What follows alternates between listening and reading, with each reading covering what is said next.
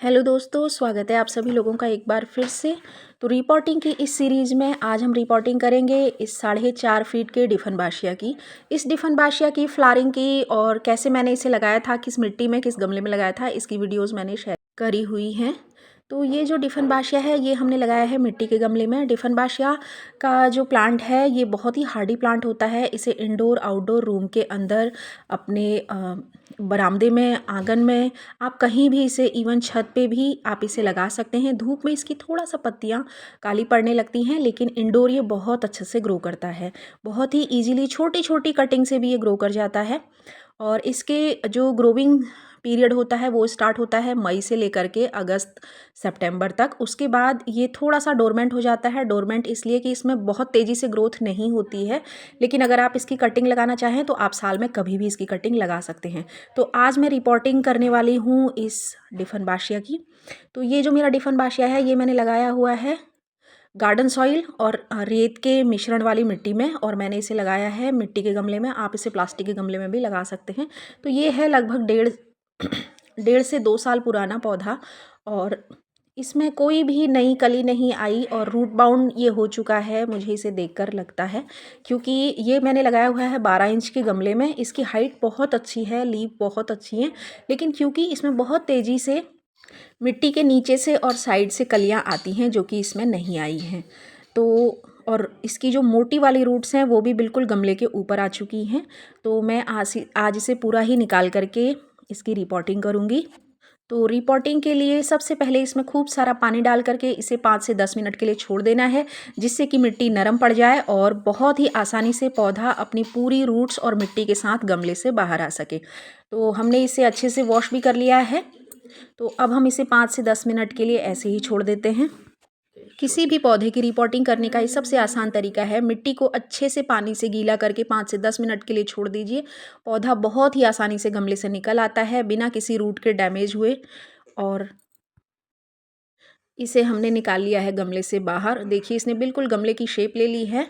और ये है किचन वेस्ट जो मैं इसमें डालने वाली हूँ। ये हैं आजकल जो हरी सब्जियाँ आती हैं, मेथी और हरे पत्ते जितने भी होते हैं, मूली के पत्ते या मूली के छिलके जो भी होते हैं, मैं उन्हीं की खाद बनाकर डालती हूँ। इससे क्या होता है कि जब ये खाद आप किसी भी गमले की मिट्टी में मिलाकर डालते हैं तो अगले 6 महीने तक आपको किसी भी केमिकल वाली, किसी भी फर्टिलाइज़र की पौधे में डालने की ज़रूरत आपको नहीं है। पौधे को कंटिन्यू 6 मंथ तक न्यूट्रिएंट्स मिलते रहते हैं। तो सबसे पहले मिट्टी के सबसे नीचे वाले हिस्से को हमने काट करके अलग करना है। कुछ रूट्स भी इसमें कट जाएंगी, जो कि काफ़ी अच्छा है, क्योंकि हमारे पास इसके लिए अलग से कोई बड़ा कंटेनर नहीं है। तो हमने इसे इसी गमले में फिर से लगाना है। तो उसके लिए हमने, ये रहा गमला। तो सबसे पहले नीचे की कुछ जड़ों को भी हमने मिट्टी के साथ काट कर अलग हटा लेना है। अब हम इस गमले में, ड्रेनेज होल काफ़ी अच्छा है, तो अब हम इसमें कुछ मिट्टी डालेंगे। सबसे पहले हमने मिट्टी की एक अच्छी सी लेयर इसमें डाल देनी है, और अब हम इसके बाद डालेंगे इसमें ये किचन वेस्ट। तो किचन वेस्ट में आप कोई भी ले सकते हैं, सब्जियों के छिलके, प्याज के छिलके, लहसुन के छिलके, या हरी सब्जियां जितनी भी हैं उनका जो भी वेस्ट पार्ट जो हम यूज़ नहीं करते वो आप इसमें डाल सकते हैं। इसके बाद मिट्टी की एक और अच्छी सी लेयर हमने इसके ऊपर लगानी है, और इस लेयर को लगाने के बाद बहुत ही सावधानी से हमने पूरे पौधे को बिना उसके सॉइल बॉल को डैमेज किए हुए सीधे पूरे के पूरे पौधे को उठा करके इस गमले के ऊपर हम रख देंगे। तो अब हमने इसे अच्छे से इस पर रख दिया है, और एक बार और हम बहुत अच्छे से इस पर कर देंगे वॉटरिंग। अच्छे से हमने पूरे पौधे को भी वॉश कर लिया है। इसके पत्ते बड़े ही खूबसूरत होते हैं, लेकिन धूल से वो ख़राब हो जाते हैं। तो आप समय मिलने पर या तो उन्हें अच्छे से वॉश कर लें या फिर किसी गीले कपड़े से पोंछ लें।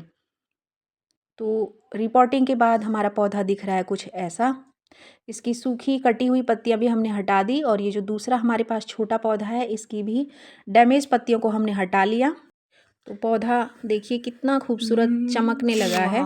तो ये रिपोर्टिंग करना बहुत ज़रूरी होता है, क्योंकि जब आप इस तरह से रिपोर्टिंग करते हैं तो एक तो पौधा जो रूट बाउंड हुआ है उसकी भी मिट्टी थोड़ी सी खुल जाती है, उसमें भी हवा जाने के लिए जगह बन जाती है। और किचन वेस्ट का प्रयोग आप आजकल ज़रूर करें। जाड़ों में जितनी भी सब्जियां आती हैं वो जितनी फुल ऑफ न्यूट्रिशन हमारे लिए होती हैं, उतना ही उनका वेस्ट फुल ऑफ न्यूट्रिशन पौधों के लिए भी होता है। तो किसी भी सब्जी के वेस्ट को आप फेंके ना, आप उन्हें अपने गमलों की रिपोर्टिंग में या मिट्टी तैयार करने में इस्तेमाल कर सकते हैं। और अगर आपके पास काफ़ी जगह है तो सारा वेस्ट आप 2 से 3 महीने, जब तक कि जाड़ों वाली सब्जियां आती हैं, आप एक जगह इकट्ठा करके रख लीजिए और उसे अच्छे से सुखा लीजिए।